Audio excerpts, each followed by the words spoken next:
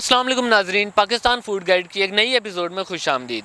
नाजरीन, आज हम लोग मारला की पहाड़ियों के बीचों बीच दामने को पर मौजूद हैं, जहां पर हम लोग दुनिया की खूबसूरत तरीन शाही पान शॉप पर आए हैं।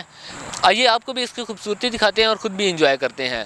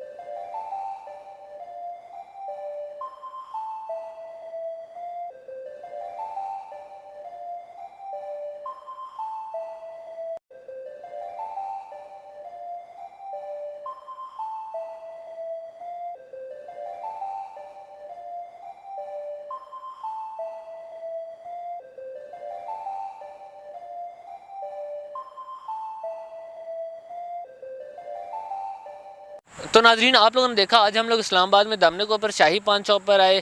आप लोगों से गुजारिश है कि आप भी इधर एक मरतबा ज़रूर विज़िट करें। वीडियो को लाइक करना मत भूलिएगा और चैनल को भी साथ साथ सब्सक्राइब कर दीजिए। मिलते हैं एक नई वीडियो के साथ, एक नए टॉपिक के साथ। तब तक के लिए अपना ख्याल रखिए, अपने चैनल का ख्याल रखिए। अल्लाह हाफिज़।